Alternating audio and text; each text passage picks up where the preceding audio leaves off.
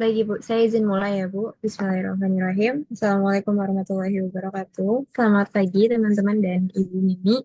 Selamat datang di kelas metode penelitian pendidikan. Hari ini kita akan bahas mengenai penelitian tindakan kelas. Sebelumnya perkenalkan kami dari kelompok satu. Membersnya ada Devina Aisyah Giana Fani, ada Wulandari, ada Inayah, Adita, Anindya, Meliana, Hasya, dan Salwa. Di next slide. Nah, di sini kita akan bahas terlebih dahulu mengenai penelitian kualitatif. Jadi, menurut Creswell, penelitian kualitatif itu penelitian yang di mana peneliti itu bergantung pada pandangan responden. Jadi, peneliti bertanya banyak dan panjang lebar, mengajukan pertanyaan-pertanyaan umum untuk melakukan pengumpulan data, dan yang sebagian besar itu terdiri dari kata-kata atau teks dari peserta, menggambarkan dan menganalisis teks menjadi sebuah tema-tema dan melakukan permintaan secara subjektif dan secara bias atau memancing pertanyaan lainnya. Lalu, di next slide, itu eh, Sensul menyatakan bahwa penelitian kualitatif ini merupakan pendekatan yang memungkinkan peneliti untuk mengeksplorasi secara rinci karakteristik perilaku individu, sosial, dan organisasi serta maknanya. Lalu menurut Sugiono, penelitian kualitatif itu adalah metode penelitian yang digunakan untuk meneliti pada kondisi alamiah. Jadi di mana peneliti adalah sebagai instrumen kunci, teknik pengumpulan data dilakukan secara triangulasi atau gabungan, analisa data bersifat induktif dan hasil penelitian kualitatif ini lebih menekankan makna daripada generalisasi. Di next slide. Oke, di bagian ini akan dibahas oleh Devina. Selanjutnya ada definisi penelitian tindakan kelas. Jadi penelitian tindakan kelas atau PTK merupakan kegiatan penelitian yang dilakukan oleh guru melalui uji coba suatu siklus. Jadi siklus ini terdiri dari perencanaan, terus pelaksanaan tindakan, terus observasi dan kemudian refleksi. Dalam bentuk tindakan atau kegiatan ke dalam situasi nyata di kelas, pada rombongan belajar dalam rangka perbaikan dan peningkatan kualitas pembelajaran, serta perbaikan dan peningkatan hasil belajar peserta didik di sekolah. Jadi misalnya guru tuh ngerasa siswanya belum paham ya materi pecahan gitu. Terus guru buat metode baru, kemudian diamati, dievaluasi, dan diperbaiki di siklus berikutnya. Dan apakah metode itu memperbaiki pemahaman siswa terhadap pecahan atau enggak? Boleh dilanjut. Nah, ini pengertian penelitian tindakan kelas menurut Kemis 1983. Penelitian itu untuk menguji cobakan ide-ide ke dalam praktek dalam rangka memperbaiki atau mengubah sesuatu agar memperoleh dampak nyata dari situasi. Sedangkan menurut Creswell tahun 2012, penelitian tindakan kelas merupakan sebuah prosedur yang sistematis yang dilakukan oleh guru atau orang yang berkecimpung dalam bidang pendidikan untuk mengumpulkan data kuantitatif dan kualitatif dalam rangka memperbaiki komponen-komponen pendidikan, seperti teknik pengajaran guru atau proses pembelajaran siswa. Nah, dari dua definisi ini nunjukin kalau penelitian tindakan kelas itu bukan cuma asal-asal coba aja, tapi benar-benar terstruktur dengan tujuan utamanya itu memperbaiki pembelajaran. Kemudian dua pendapat ini juga saling melengkapi satu sama lain. Kalau kemis itu dia fokusnya ke uji coba nyata, sedangkan Creswell dia itu fokusnya penekanan pentingnya data dalam perbaikan pembelajaran. Dan selanjutnya akan dijelaskan oleh teman. Selanjutnya ada karakteristik penelitian tindakan kelas. Yang pertama itu ada praktis, inovatif, dan fokus. Praktis ini penelitian tindakan kelas bersifat praktis karena langsung diterapkan di kelas untuk memecahkan masalah nyata. Sedangkan inovatif karena guru diharapkan mencari solusi kreatif dan tidak hanya mengandalkan metode konvensional. Dan untuk fokus itu artinya penelitian ini diarahkan untuk menyelesaikan suatu masalah spesifik yang terjadi di kelas. Selanjutnya itu ada guru berperan sebagai instrumen penelitian dan peneliti itu sendiri. Nah, di sini guru itu tidak hanya sebagai pengamat, tetapi juga sebagai pelaku aktif. Guru merancang, melaksanakan, sekaligus mengevaluasi tindakan dalam penelitian. Ini menjadikan guru sebagai instrumen utama yang memahami konteks kelasnya secara mendalam. Karakteristik yang ketiga itu penelitian tindakan kelas bersifat self-reflective inquiry, yaitu penelitian yang reflektif. Penelitian ini menekankan refleksi diri. Guru merefleksikan praktik pengajarannya sendiri untuk mengetahui apa yang sudah baik dan apa yang perlu diperbaiki. Kemudian mengambil tindakan berdasarkan refleksi tersebut. Karakteristik yang keempat yaitu bersifat kolaboratif. PTK ini tidak dilakukan sendiri. Guru bisa berkolaborasi dengan rekan sejawat, kepala sekolah, atau pihak lain untuk merancang dan mengevaluasi tindakan. Kolaborasi ini memperkuat kualitas penelitian karena adanya masukan dari berbagai perspektif. Karakteristik yang kelima yaitu dilaksanakan secara dinamis. Penelitian ini tidak kaku atau pelaksanaannya dapat berubah menyesuaikan kebutuhan di lapangan. Jika di tengah jalan ada yang perlu disesuaikan, guru bisa melakukan revisi terhadap rencana tindakan. Selanjutnya, untuk karakteristik yang keenam, yaitu didesain dalam bentuk rencana aksi atau tindakan. PTK memiliki rencana aksi yang konkret, atau artinya ada tahapan tindakan yang jelas, mulai dari perencanaan, pelaksanaan, observasi, dan refleksi diri. Semua dirancang agar hasilnya bisa langsung berdampak pada proses pembelajaran belajar mengajar. Nah, yang karakteristik yang terakhir yaitu merupakan penelitian berbasis sharing yang disosialisasikan dan didiseminasi kepada pihak sekolah. Nah, hasil dari PTK ini sebaiknya tidak hanya untuk diri sendiri. Guru diharapkan membagikan temuan atau hasil perbaikannya kepada rekan-rekan di sekolah agar bisa menjadi pembelajaran bersama dan menciptakan budaya berbagi praktik baik. Next slide. Oke, yang selanjutnya adalah tujuan dari penelitian tindakan kelas. Nah, PTK ini dilaksanakan demi perbaikan dan atau peningkatan praktik pembelajaran secara berkesinambungan yang pada dasarnya melekat pada terlaksananya misi profesional pendidikan yang diemban oleh guru. PTK adalah cara strategis di mana untuk memperbaiki dan meningkatkan layanan pendidikan, seperti peningkatan kualitas program sekolah secara keseluruhan, kemudian memperbaiki dan meningkatkan layanan profesional guru dalam PBM atau proses belajar mengajar dengan melakukan refleksi untuk mendiagnosis keadaan.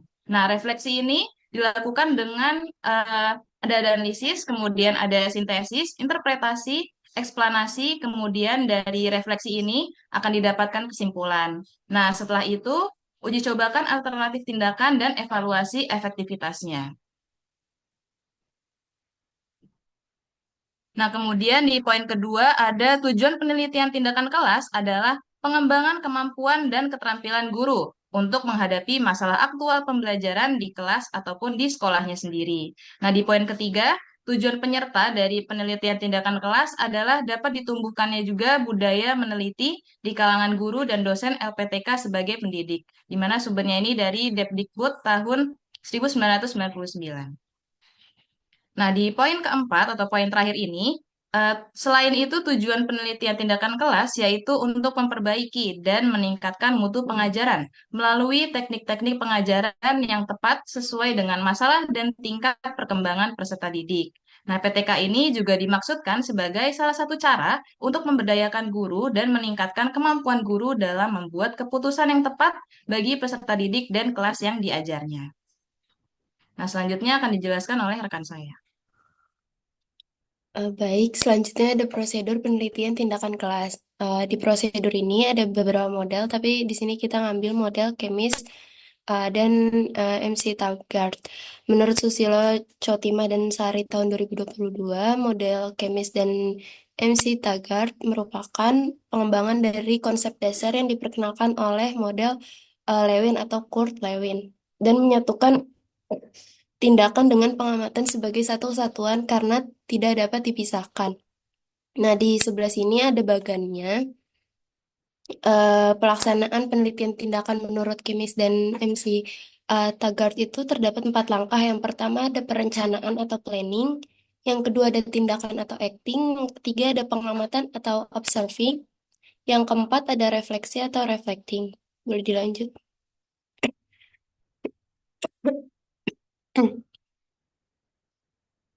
Nah, yang pertama ada perencanaan atau planning. Perencanaan selalu mengacu pada tindakan yang akan dilakukan oleh guru dengan mempertimbangkan kondisi yang ada di kelas maupun pendapat-pendapat. Terus tahap perencanaan ini dilakukan setelah masalah dapat teridentifikasi. Pada tahapan ini juga, guru menyusun rencana tindakan untuk menguji hipotesis yang telah ditentukan. Nah, rencana ini mencangkup semua langkah secara detail mulai dari materi, metode pengajaran, hingga alat evaluasi atau observasi. Semua harus disiapkan secara matang agar pelaksanaan berjalan dengan lancar. Tahap perencanaan bukan hanya soal membuat jadwal atau catatan secara teknis, tapi juga harus berpikir kritis tentang apa yang ingin guru perbaiki dalam pembelajaran dan bagaimana cara terbaiknya. Semakin rinci dan logis perencanaannya, semakin lancar pula pelaksanaannya. Selain itu, guru juga harus mengantisipasi hambatan yang mungkin terjadi saat pelaksanaan, sehingga bisa disiapkan solusi sejak awal. Jadi lanjut tadi. Yang kedua ada tindakan atau acting. Di tindakan ini adalah saat guru melaksanakan rencana yang sudah dibuat, merupakan penerapan dari teori mengajar dan strategi pembelajaran yang telah disiapkan sebelumnya. Pelaksanaan ini juga mengacu pada kurikulum, serta tujuan untuk meningkatkan efektivitas dan kualitas pembelajaran siswa. Pada tahap ini, guru berperan ganda sebagai pengajar sekaligus peneliti. Nah, guru harus mengajar dengan hati, bukan hanya fokus kepada siswa sebagai objek eksperimen saja. Tujuannya itu bukan untuk menguji teori, tapi untuk menciptakan pembelajaran yang lebih baik dan bermakna bagi siswa. Jadi tindakan ini dilakukan dengan penuh kesadaran dan tanggung jawab, serta berpihak kepada siswanya. Boleh dilanjut tadi. Yang ketiga ada pengamatan atau observasi yang dilakukan bersamaan dengan pelaksanaan tindakan yang sebelumnya. Di tahap ini, guru mengumpulkan data mengenai proses dan hasil pembelajaran. Data tersebut dianalisis untuk melihat dampak dari tindakan yang telah dilakukan. Guru bisa juga tidak bekerja sendirian, mereka bisa juga dibantu oleh teman sejawatnya atau pengamat dari luar. Nah, kehadiran pengamat ini membuat kegiatan menjadi kolaboratif dan membantu menangkap perubahan secara lebih objektif. Namun, pengamat tidak boleh mengganggu keputusan guru sebagai peneliti utamanya. Melalui pengamatan atau observasi ini, guru bisa mendapatkan gambaran nyata tentang dampak tindakan yang telah dilakukan dengan mencatat secara sistematis dan menggunakan alat bantu jika diperlukan. Data yang diperoleh akan lebih lengkap dan dapat dipercaya, seperti foto-foto atau video. Boleh dilanjut. Yang keempat ada refleksi atau reflecting. Refleksi ini merupakan tahap terakhir, yaitu berpikir ulang dengan cermat untuk menilai apakah tindakan yang dilakukan sudah tepat atau masih perlu diperbaiki. Nah, tahapan ini sangat penting karena di sini kita bisa menentukan langkah apa yang akan kita ambil untuk melanjutkan ke siklus berikutnya. Boleh dilanjut tadi. Nah, selanjutnya akan dijelaskan oleh rekan saya. Oke, selanjutnya ada kelebihan penelitian tindakan kelas. Nah, yang pertama ada tidak hanya dilakukan oleh satu orang, akan tetapi melibatkan berbagai pihak. Yang kedua ada kesimpulan yang diperoleh berasal dari semua pihak yang terkait. Yang ketiga hasil penelitian dapat langsung diterapkan. Yang keempat bersifat fleksibel dan adaptif. Yang kelima dapat digunakan untuk mengembangkan kurikulum tingkat kelas. Yang keenam dapat meningkatkan profesionalisme guru. Boleh next? Nah, setelah kelebihan ada kekurangan dari penelitian tindakan kelas, yaitu pertama ada keterbatasan peneliti guru atau guru sehingga pelaksanaan PTK tidak secara otomatis dapat dilakukan. Hal ini akan mudah teratasi jika para guru yang akan melaksanakan penelitian mau dan berusaha untuk belajar agar dapat melaksanakan PTK secara baik dan benar. Yang kedua yaitu ada kesimpulan yang dihasilkan tidak bersifat universal. Hal ini terjadi karena PTK berawal dari masalah praktis hingga tujuan utamanya menyelesaikan permasalahan yang ada. Yang terakhir, ada banyak orang yang meragukannya karena bersifat situasional dan kadang tidak menerapkan prinsip metode ilmiah secara acak. Next. Nah, selanjutnya akan dijelaskan oleh rekan saya. Baik, setelah penjelasan sebelumnya, Kita dapat simpulkan bahwa penelitian kualitatif itu adalah pendekatan yang berfokus pada pemahaman mendalam terhadap situasi alami dan makna di balik perilaku serta pengalaman individu. Dalam konteks pendidikan, pendekatan ini sangat relevan karena memungkinkan guru untuk mengevaluasi dan memperbaiki praktik pembelajaran secara kontekstual. Nah, salah satu bentuk aplikatif dari penelitian kualitatif ini adalah penelitian tindakan kelas atau PTK, yaitu penelitian yang dilakukan oleh guru di kelasnya sendiri melalui siklus tadi yang sudah dijelaskan, yaitu ada perencanaan, tindakan, observasi, dan juga refleksi. PTK ini bertujuan untuk meningkatkan kualitas proses belajar mengajar dan hasil belajar siswa secara langsung. Metode ini bersifat praktis, reflektif, kolaboratif, dan fleksibel. Meskipun memiliki kelebihan dalam hal penerapan langsung dan pengembangan profesional guru, PTK juga memiliki keterbatasan karena hasilnya bersifat lokal dan memerlukan keterampilan riset dari si pelaksana. Tapi secara keseluruhan, PTK ini menjadi salah satu strategi efektif dalam pengembangan profesi guru dan peningkatan mutu pendidikan di tingkat kelas. Next, selanjutnya akan dilanjutkan oleh rekan saya. Selanjutnya ada contoh dan analisis. Di sini ada skripsi yang ditulis oleh Nur Aini yang berjudul Peningkatan Hasil Belajar Matematika Materi Trigonometri melalui penerapan metode pembelajaran problem-based learning pada siswa kelas 10 SMK Nurodatul Furqon, Banyu Kabupaten Semarang, tahun pelajaran 2021-2022. Ini analisisnya ini upaya yang ditunjukkan oleh penulis untuk mengatasi permasalahan rendahnya hasil belajar siswa pada materi trigonometri ini melalui penerapan model PBL. Nah, peneliti ini menggunakan metode penelitian tindakan kelas 1 PTK yang dilaksanakan dalam 2 siklus yang meliputi perencanaan, tindakan, observasi, dan juga refleksi. Hasil penelitian menunjukkan adanya peningkatan signifikan pada hasil belajar siswa dengan peningkatan persentase siswa yang tuntas belajar dari 40,62% pada siklus pertama menjadi 87,5% pada siklus kedua. Mencapai kriteria ketuntasan klasikal yang ditetapkan sebesar 85%. Penelitian ini menyimpulkan bahwa model PBL efektif dalam meningkatkan hasil belajar matematika materi trigonometri pada siswa kelas 10 SMK NU Rodatul Furqon Banyu.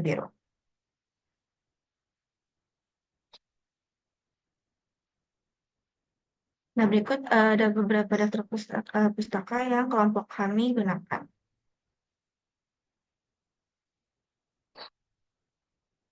Terima kasih. Apakah teman-teman ada pertanyaan?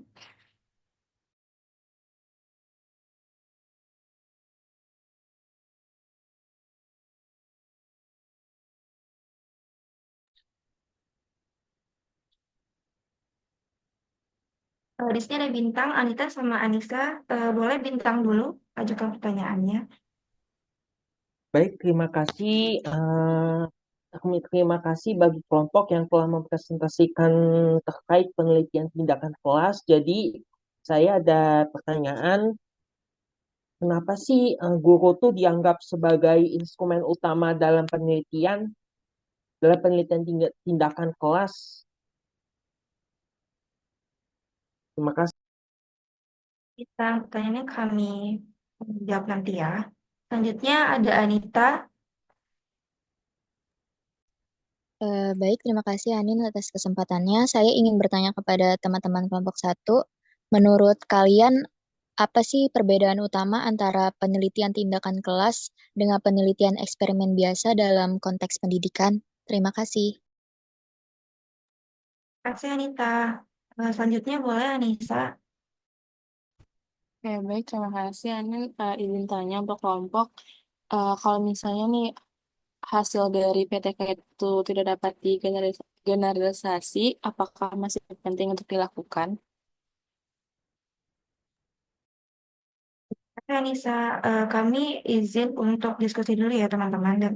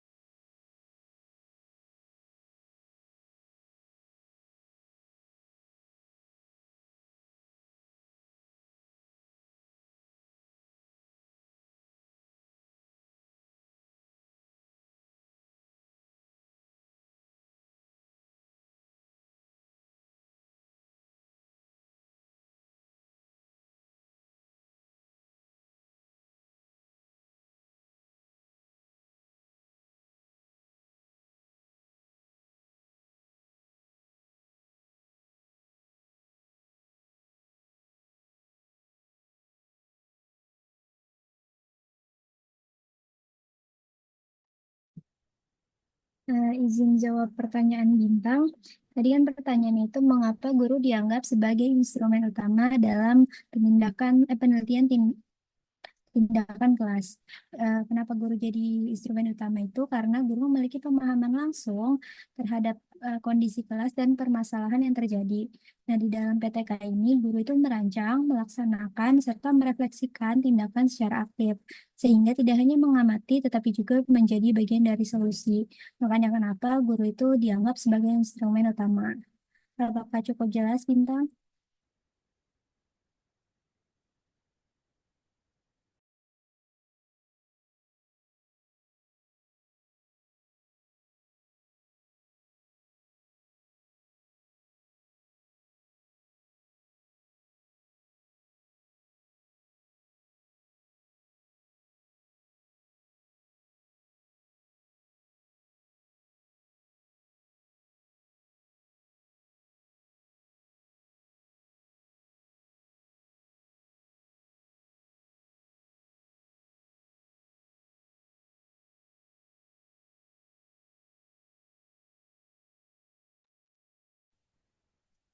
Oke, boleh dilanjut ke jawaban berikutnya. Nanti saya apa namanya memberikan tanggapan langsung sekalian di akhir saja ya.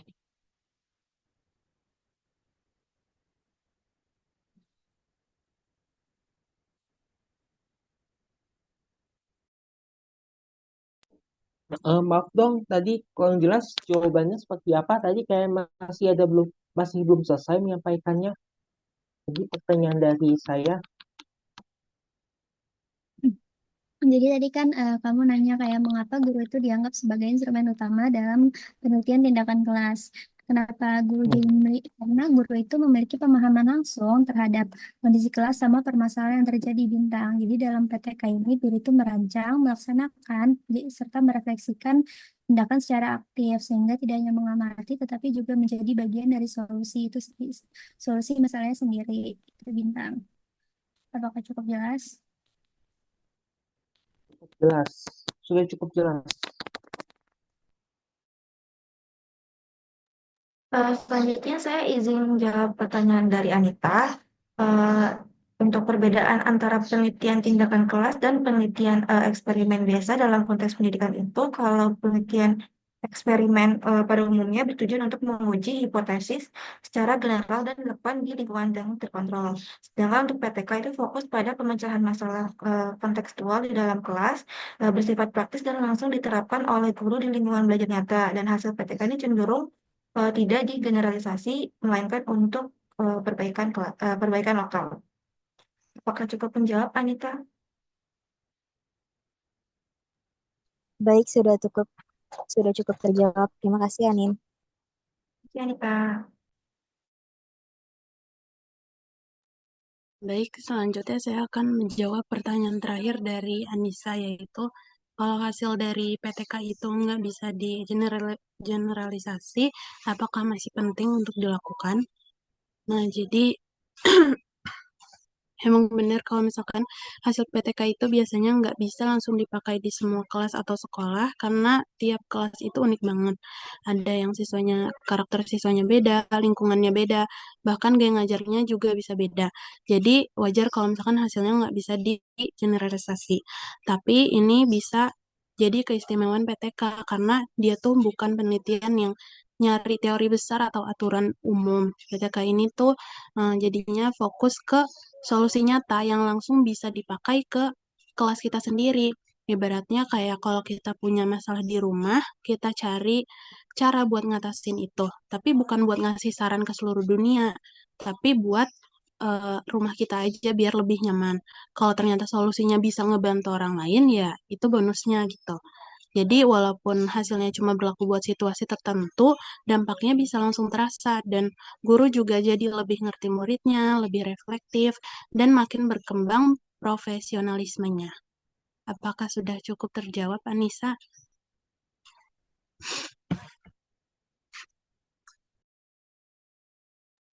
Oke, sudah cukup. Terima kasih Ara dan kelompok. Baik, terima kasih juga, Anissa. Karena sudah tidak ada pertanyaan lagi, mungkin saya kembalikan ke Bu Mimi, apakah ada yang ingin ditanggapi? Oke, baik. Terima kasih pada kelompok 1 ya tadi yang sudah menyampaikan materi tentang penelitian tindakan kelas ya. Kemudian tadi juga ada beberapa pertanyaan dari teman-teman kelompok lain gitu ya, sehingga menambah apa namanya kedalaman ya dari apa yang disampaikan. Baik, nanti mungkin saya sekalian apa namanya menanggapi presentasinya, kemudian mungkin ada beberapa tambahan berkaitan dengan PTK, sekalian nanti juga menjawab ya pertanyaan dari teman-teman tadi dari Bintang, Anita, dan Anissa yang walaupun sudah dijawab ya mungkin tadi jawabannya juga sudah tepat gitu ya, mungkin nanti ada sedikit apa penekanan lagi gitu dari saya. Sebelumnya apakah suara saya bisa terdengar dengan jelas?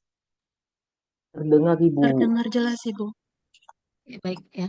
Ini tadi disampaikan PTK. Kita kemarin beberapa pertemuan itu fokus di penelitian eksperimen ya, di mana dia adalah penelitian kuantitatif ya, baik itu perbandingan maupun pengaruh. Nah, hari ini kita beralih ke apa namanya metode penelitian kualitatif ya. Jadi jenis penelitian tindakan kelas atau PTK atau biasa disebut action research atau classroom action research gitu ya. Nah, ini adalah salah satu jenis dari penelitian kualitatif. Nah, kualitatif itu sebenarnya nggak cuma PTK ya. Ada tentang nanti mungkin analisis kesalahan, mungkin analisis kemampuan matematis siswa gitu ya. Nah, salah satunya PTK seperti itu ya. Eh, tapi ini sama maksudnya jenisnya jenis penelitian kualitatif gitu ya. Jadi apa prinsipnya itu sama seperti penelitian kualitatif lainnya gitu. Nah, tapi kalau PTK khusus di penelitian pendidikan ya atau penelitian yang berkaitan dengan pembelajaran di kelas gitu. Jadi biasanya yang melakukan PTK ini adalah guru atau calon guru gitu ya. Secara umum itu ya tidak jarang ya melakukan PTK gitu ya. Tapi ini biasa dilakukan oleh guru. Jadi nanti kalau kalian jadi guru, nah itu eh, penting untuk terus melakukan penelitian gitu. Jadi jangan sampai kalian itu misalnya jadi guru udah puluhan tahun gitu ya. Nah, dari tahun pertama kalian jadi guru sampai tahun ke 10 misalnya jadi guru ketika mengajarkan suatu materi tertentu gitu ya. Katakan ketika mengajarkan materi tentang bangun ruang gitu ya. Itu terus yang dipakai gitu. Materinya, metodenya gitu ya. Padahal udah 10 tahun berlalu. Jangan sampai seperti itu. Jadi guru juga perlu melakukan penelitian. Gitu ya, melakukan penelitian untuk apa? Untuk perbaikan eh, ya pembelajaran begitu ya. Jadi nggak ada ceritanya ketika eh, materi yang diberikan hari ini itu sama dengan materi atau metode atau media yang diberikan 10 tahun yang lalu gitu. Jangan sampai seperti itu gitu ya. Nah, eh, apakah itu bisa dilakukan oleh non guru gitu ya? Bisa saja gitu. Kayak kalian ya kan calon guru gitu ya. Jadi diperbolehkan untuk melakukan penelitian tindakan kelas gitu dalam tugas akhirnya gitu ya. Nah, tadi seperti yang sudah disampaikan oleh kelompok 1, jadi yang tujuan utama dari PTK ini adalah untuk memecahkan masalah ya, masalah yang dihadapi di kelas tertentu gitu. Jadi memang tidak digeneralisir. Itu tidak ada generalisasi dalam penelitian PTK karena PTK adalah penelitian kualitatif, bukan cuma PTK. Penelitian kualitatif lainnya itu apa namanya? Memecahkan masalah untuk kasus tertentu gitu ya. Jadi makanya nanti di judulnya, kemudian di fokus penelitiannya, di rumusan masalahnya itu jelas. Masalah apa yang ingin diselesaikan oleh penelitian ini. Di mana materi apa, di kelas berapa, di sekolah apa, begitu ya, itu jelas gitu. Karena memang hasilnya akan spesifik untuk memecahkan masalah di kelas tersebut. Tidak ada generalisasi gitu ya. Eh, terus apakah masih penting dilakukan? Ya sangat penting gitu ya. Sangat penting tadi yang sudah disampaikan bahwa tidak semua penelitian itu harus ada generalisasi. Tuh, kalau penelitian kuantitatif umumnya itu menghasilkan teori kan ya. Jadi dari sampel yang diberi perlakuan, kemudian ada hasilnya, nah kemudian ada teori kan yang bisa berlaku umum gitu. Kenapa bisa berlaku umum ya? Karena ketika mengambil sampel ada aturannya, ketika mengolah data, menganalisis data itu pakai uji-uji statistik tertentu gitu ya, maka hasilnya bisa digeneralisasi ke populasi, padahal kalian bekerja di sampel. Tapi kalau untuk penelitian kualitatif, itu tidak untuk menghasilkan teori yang bersifat general, tapi untuk memecahkan masalah ya di eh, apa namanya di eh, tempat penelitian, kayak gitu ya. Jadi bisa meningkatkan kualitas pembelajaran secara langsung, seperti itu ya. Nah, jadi harus ada ketika guru melakukan pembelajaran gitu ya, harus ada perbaikan secara berkelanjutan seperti itu ya. Nah, dan ini tadi bukan hanya guru yang bisa melakukan, tapi juga calon guru. Jadi kalian kalau mau ambil penelitian kualitatif, khususnya PTK, itu sangat boleh begitu ya. Nah, kemudian jadi kayak tadi kan ada berkelanjutan begitu ya. Jadi tadi disampaikan oleh kelompok satu ini adalah apa proses reflektif gitu ya. Jadi guru merasakan gitu ya ketika mengajar, oh ini masalahnya ternyata ini gitu ya. Akhirnya diperbaikilah gitu. Dicari solusi terhadap masalah tersebut. Nah, bagaimana dengan kalian gitu ya yang notabene bukan guru kan? Ya, jadi ya nggak tahu secara pasti di kelas itu seperti apa. Nah, bisa kalian pakai masalah, misalnya ketika kalian melakukan PKM, ya, praktek keterampilan mengajar gitu di sekolah, kalian menghadapi masalah itu secara langsung juga ya, walaupun belum lama kan, PKM kan hanya mungkin 1 semester atau kurang gitu. Tapi bisa masalah itu bisa digali dengan metode yang lain, cara yang lain gitu. Misalnya dengan wawancara guru, kayak gitu ya, mewawancara guru, siswa, atau melakukan observasi singkat gitu ya, untuk akhirnya eh, mengungkap masalah yang ada di kelas tersebut gitu. Jadi penting sekali untuk kita tahu betul apa yang terjadi, masalah apa yang dihadapi oleh kelas tersebut, ya tempat di mana kita akan melakukan penelitian gitu ya. Jadi eh, apa namanya harus spesifik masalahnya apa, seperti itu. Nah, itu kenapa tadi dibilang eh, guru sebagai instrumen utama ya. Ini tadi menjawab juga pertanyaan Bintang. Sebetulnya bukan guru gitu ya. Ini karena PTK itu penelitinya adalah guru misalnya, ya jadi guru jadi instrumen utama. Sebenarnya di penelitian kualitatif apapun ya, bukan cuma PTK, yang jadi instrumen utama itu adalah peneliti gitu ya. Jadi instrumen utama adalah peneliti gitu. Jadi kalau kalian sebagai calon guru yang melakukan PTK, berarti kalianlah yang jadi instrumen utama. Apa maksudnya instrumen utama? Nah, instrumen itu kan yang kita tahu misalnya ada soal tes gitu ya, ada butir wawancara gitu kan ya, ada lembar observasi gitu. Itu kan instrumen-instrumen ya yang biasanya dikembangkan kan. Nah, kalau peneliti sebagai instrumen utama, artinya itu semua bergantung pada peneliti. Betul. Bisa jadi kalian udah nyusun nih daftar pertanyaan wawancara gitu. Tapi ternyata ketika eh, itu disampaikan langsung gitu ya ke ke siswa atau ke guru, nah tiba-tiba jawabannya itu membuat pertanyaan berikutnya jadi nggak relevan untuk ditanyakan, jadi berkembang gitu materi wawancaranya. Nah di situ eh, tugasnya peneliti untuk akhirnya harus bisa mengelaborasi lagi gitu kan, ah, apa namanya narasumbernya gitu, apalagi yang harus diwawancara gitu ketika jawabannya seperti ini. Nah itu salah satu contoh bahwa peneliti adalah instrumen utama. Jadi semuanya tak bisa bergantung pada peneliti betul. Makanya kadang-kadang sifatnya ini kalau penelitian kualitatif itu subjektif. Kalau kuantitatif itu kan harus objektif. Kalau di penelitian kualitatif itu ya memang ada unsur subjektivitas, itu nggak masalah gitu. Karena tadi peneliti adalah instrumen utama. Kayak gitu ya. Nah, eh juga misalnya ketika kalian memberikan satu soal tes gitu ya, kemudian eh, siswa misalnya nggak bisa nih mengerjakan gitu ya hasilnya, tapi kemudian kalian perdalam itu dengan wawancara. Wawancara ternyata oh siswa bukannya nggak bisa tapi begini begini begini gitu. Nah akhirnya kan hasilnya temuannya kan mungkin jadi berbeda. Ya, ketimbang di penelitian kuantitatif yang kalian tahu itu siswa salah, ya udah berarti salah gitu kan. Dia nggak melakukan langkah-langkah ini misalnya kayak gitu. Tapi kalau di penelitian kualitatif, ya instrumen walaupun udah ada instrumen lainnya, udah ada soal tes, udah ada lembar wawancara, tapi tetap yang jadi instrumen utamanya adalah peneliti. Seperti itu ya.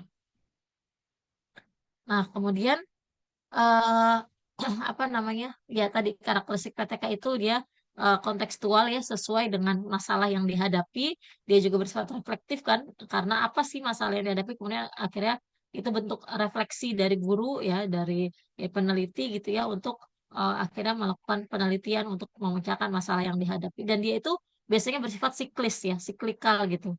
Nah, jadi ketika ini udah diperbaiki, bisa jadi kan ke depannya itu diterapkan ya, metode yang baru atau media yang baru. Nah, bisa jadi ada masalah lagi, ya diperbaiki lagi gitu terus. Gitu. Jadi yang tadi saya bilang, eh, bisa jadi tahun ini, misalnya kalian jadi guru ya, menerapkan metode tertentu untuk materi tertentu, eh, medianya ini gitu ya. Kemudian ketika sudah diterapkan, oh ternyata ini perlu diperbaiki gitu metodenya atau medianya. Ya, berarti tahun depan nggak seperti itu, ada perbaikan.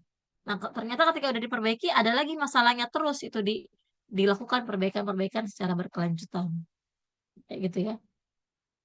Nah, jadi tadi kembali lagi fokus utamanya dari PTK ini bukan menghasilkan teori ya, tapi menghasilkan solusi ya atas masalah yang dihadapi ya secara spesifik begitu. Nah, kemudian tadi sudah disebutkan langkah-langkahnya dalam PTK. Oh ya, yang juga penting dalam PTK itu adalah kalian menentukan indikator keberhasilan. Kalau penelitian, jadi kalau misalnya kalian jadi guru, itu kan ya mungkin akan terus berlanjut ya. Tapi kalau kalian sebagai mahasiswa nih yang calon guru yang ingin melakukan penelitian hanya dalam waktu tertentu kan ya, hanya dalam waktu ya 1 tahun pelajaran kan berarti kan ya. Nah, berarti kalian harus menetapkan indikator keberhasilan. Jadi kalau PTK itu nanti bersiklus ya. Kalau misalnya siklus 1 diterapkan, ketika itu belum mencapai keberhasilan, indikator keberhasilannya belum tercapai, maka dilanjutkan ke siklus berikutnya. Itu jadi nggak bisa selesai di satu siklus kalau PTK. Nah, indikator keberhasilannya itu harus diterapkan. Misalnya, ini dianggap berhasil ya PTK ini kalau misalnya ya 75% siswa itu nilainya sudah di atas 80 misalnya. Kayak gitu. Jadi ketika itu belum tercapai maka dilakukan lagi, ulang lagi itu. Jadi siklus kedua sampai indikator keberhasilannya di tetap dicapai. Nah, ketika kalian nanti mengajukan proposal ya, nah itu ditetapkan indikator keberhasilannya apa. Jadi supaya ada eh, apa pedoman gitu ya, kapan kalian bisa berhenti melakukan penelitian itu gitu ya. Apakah di siklus kedua atau di siklus ketiga dan seterusnya. Gitu itu ya. Nah, jadi kan judulnya spesifik ya. Tadi misalnya ada contoh untuk meningkatkan kemampuan apa gitu ya dengan penerapan metode apa. Nah, kemampuan yang mau ditingkatkan itu harus jelas dikatakan berhasil penerapan PTK-nya gitu ya, siklusnya itu dikatakan berhasil kalau misalnya sudah bagaimana misalnya nilai semua indikator kemampuan berpikir matematisnya itu sudah tercapai misalnya atau nilai minimalnya sekian, nah itu harus ditetapkan oleh peneliti gitu ya di awal sebelum penelitian. Itu artinya di proposalnya itu ada indikator keberhasilan begitu ya. Nah, kemudian apalagi tadi pertanyaannya tadi kayak udah ada ya tadi pertanyaan bintang kenapa guru merupakan instrumen utama ya karena bukan guru ya secara umum peneliti ya.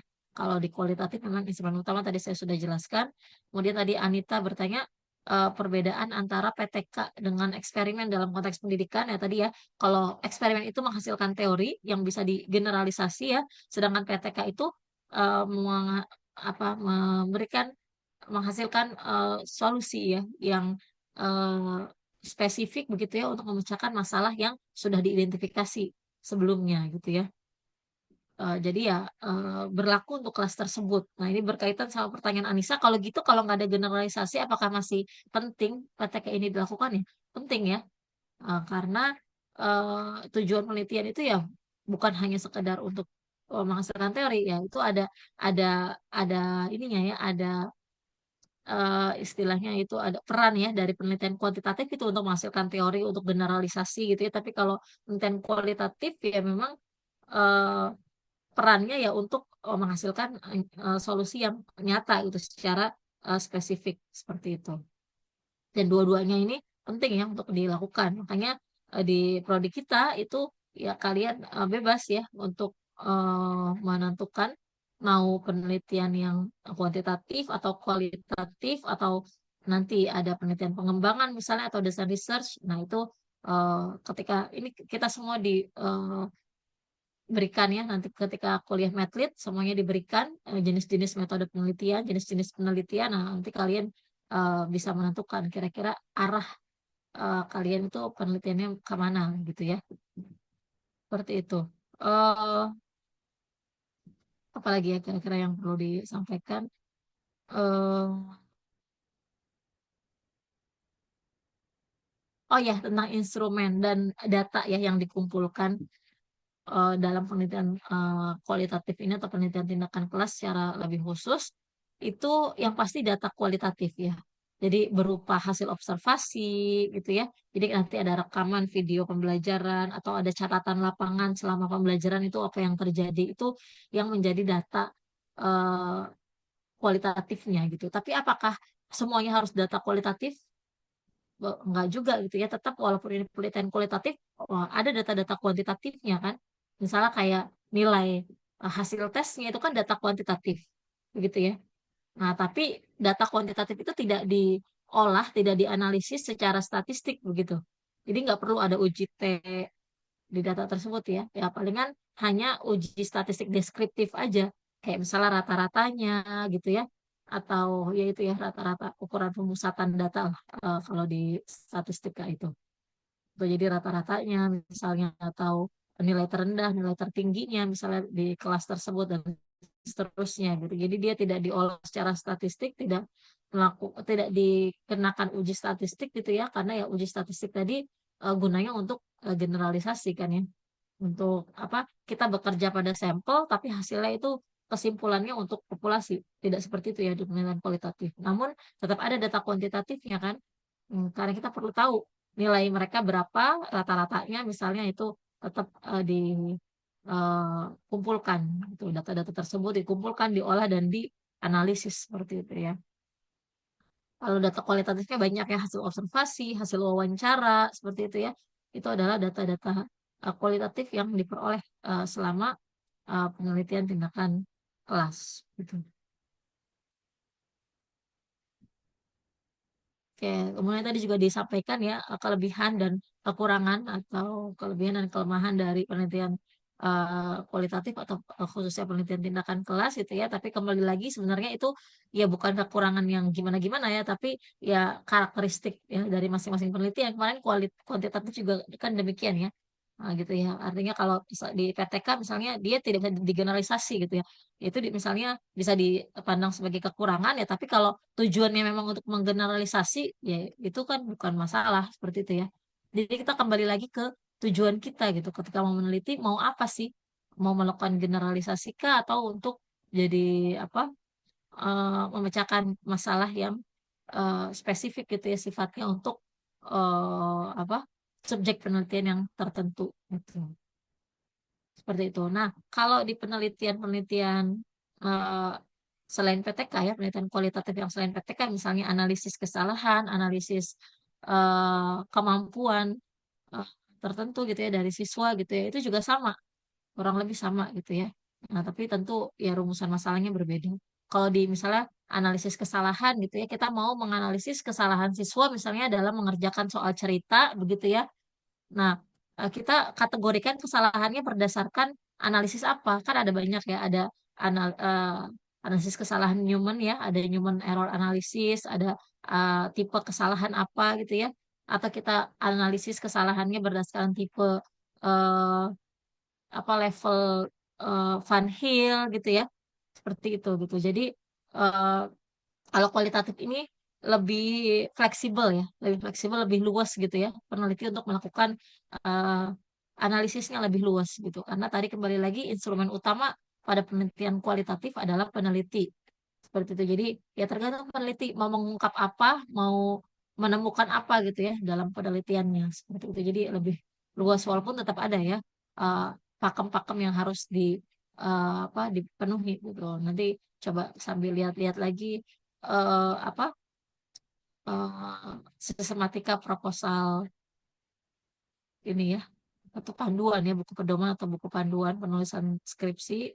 Nah itu kalau di proposal penelitian kualitatif itu ada apa aja. Mungkin lebih jelasnya nanti kita bedah saat pertemuan pekan depan ya saat pendalaman materi untuk penelitian kualitatif khususnya PTK seperti itu. Mungkin itu ya sedikit tambahan dan apa namanya tanggapan ya dari saya berkaitan dengan materi hari ini juga tadi pertanyaan dari teman-teman dari Bintang, dari Anita dan Anissa gitu ya. Mudah-mudahan bisa terjawab dan juga bisa dipahami oleh teman-teman yang lain. Gitu. Oke, silakan mungkin masih ada pertanyaan baik dari teman-teman kelompok satu ataupun kelompok teman-teman yang lain ya berkaitan dengan PTK. Silakan. Permisi Bu, saya izin Ya, bertanya. Nah, untuk apa topik penelitian tentang analisis kesalahan, analisis kesulitan, tadi kan masuk lebih penelitiannya ke kualitatif. Nah, ya. dari beberapa judul yang saya temu di berbagai sumber, Hmm. nah itu cuma saya lupa analisis apa gitu. Ya. Beberapa judul analisis yang masuknya ke kuantitatif. Nah, kalau masuknya ke kuantitatif itu bagaimana Ibu? Misalnya apa Bintang? Saya belum kebayang. Analisis misal perbandingan, terus analisis metode Oke. gitu, metode Mhm. pembelajaran. Ya, jadi apa namanya? Kalau di memang kalau di artikel ya, di artikel ilmiah gitu ya, itu eh, jadi kalian misalnya nanti ngerjain skripsi nih, ya, ngerjain skripsi eh, berikutnya mau dibikin artikel. Nah, itu judulnya nggak harus sama ya. Judul artikel itu nggak harus plek kayak judul skripsi gitu, gitu ya. Nah, terus apa yang membedakan antara apa namanya penelitian kuantitatif atau kualitatif di artikel yang kita baca? Baca metodenya, minimal abstraknya ya. Karena ketika kita membuat abstrak itu harus ada metode penelitian di situ. Ya, jadi kalau kita belum sempat baca semua, kita mau baca secara cepat aja ini artikelnya tentang apa sih, sesuai nggak sih sama yang kita mau cari gitu ya. Baca abstraknya. Di abstrak itu pasti ketahuan. Jadi walaupun judulnya ada kata-kata analisisnya gitu ya, tapi kalau di abstraknya dijelaskan itu metodenya dengan metode eksperimen atau metode kuantitatif, ya berarti itu bukan penelitian kualitatif gitu ya. Kayak gitu. Nah, tapi kalau di skripsi itu supaya apa namanya seragam gitu ya. Jadi ada apa eh, keumuman ya untuk judul-judul penelitian kuantitatif maupun kualitatif gitu. Jadi supaya judulnya itu eh, apa namanya efektif ya, mudah dipahami gitu ya. Jadi kalau misalnya dia berupa penelitian pengaruh ya jelas pengaruh ini terhadap ini atau mau membandingkan metode ya perbandingan metode ini dengan metode ini terhadap apa kayak gitu ya. Jadi jelas gitu ya. Kalau di penelitian kuantitatif tadi kalau misalnya mau menganalisis kesalahan tapi itu eksperimen misalnya eh, ya harus jelas di judulnya gitu kalau deskripsi. Nah, kalau di artikel supaya kita nggak salah, kita jangan salah paham oh ini sebenarnya kayaknya judulnya kualitatif deh gitu ya. Jangan pakai kayaknya gitu ya, tapi kita harus cermati metodenya atau minimal abstraknya karena di abstrak itu harus ada metode. Artikel yang baik itu di abstraknya itu harus memuat metode penelitian yang dilakukan gitu. Jadi baca di sana ya. Itu ya Bintang ya. Jadi ketika kita mau menganalisis suatu artikel ya berarti harus dipahami dulu dia itu artikelnya penelitian kuantitatif atau kualitatif misalnya atau mungkin jenis penelitian yang lain gitu ya.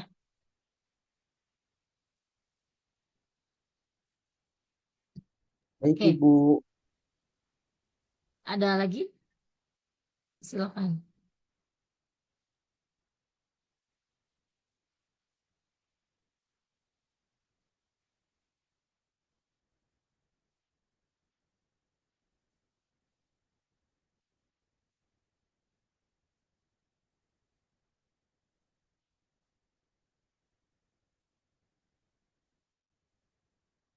Ada pertanyaan lagi tentang penelitian tindakan kelas atau mungkin penelitian kualitatif ya secara umum?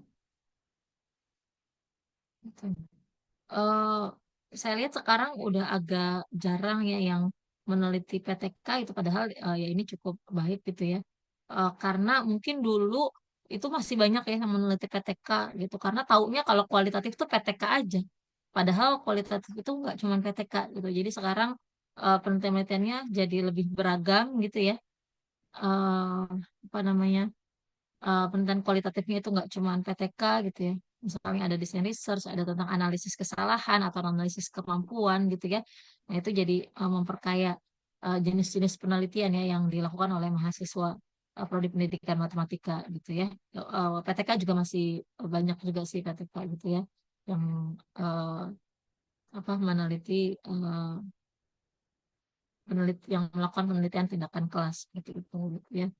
Jadi apa ini sudah ada tiga ya kalian berarti sudah menerima tiga materi dari teman-teman kelompok yang presentasi ya ada yang kuantitatif pengaruh ada yang kuantitatif perbandingan kemudian hari ini PTK gitu ya jadi semakin bertambah wawasannya gitu ya. Jadi apa mungkin alternatif yang dipikirkan tuh jadi nambah ya nanti ketika mau menentukan eh, yang ditulis apa gitu ya jadi udah kebayang gitu nanti tinggal eh, kita sambil menunggu waktu presentasi ya ketika sudah tiba nanti R&D sama apa tuh eh, desain research gitu. Baik, sepertinya sudah tidak ada yang ingin ditanyakan ya atau yang ingin disampaikan. Ada? Oke, kalau tidak ada tadi kelompok satu sudah ditutup ya presentasinya ya.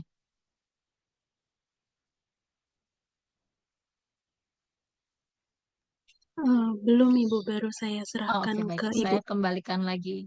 Oke, saya kembalikan lagi berarti ya ke kelompok satu. Baik, terima kasih Bu Mimi dan teman-teman semua yang sudah berpartisipasi hari ini. Eh, Kami dari kelompok 1 pamit undur diri, kurang lebihnya mohon maaf. Wassalamualaikum warahmatullahi wabarakatuh. Waalaikumsalam warahmatullahi wabarakatuh. Baik, terima kasih kelompok satu juga teman-teman dari kelompok lainnya yang sudah menyimak dan berpartisipasi ya pada diskusi hari ini. Mungkin dari saya juga cukup sekian. Insya Allah kita ketemu lagi pekan depan dalam eh, masih materi PTK ya, pendalaman untuk penelitian kualitatif gitu ya. Hari ini cukup, insya Allah kita akhiri ya. Assalamualaikum warahmatullahi wabarakatuh. Waalaikumsalam warahmatullahi Waalaikumsalam wabarakatuh.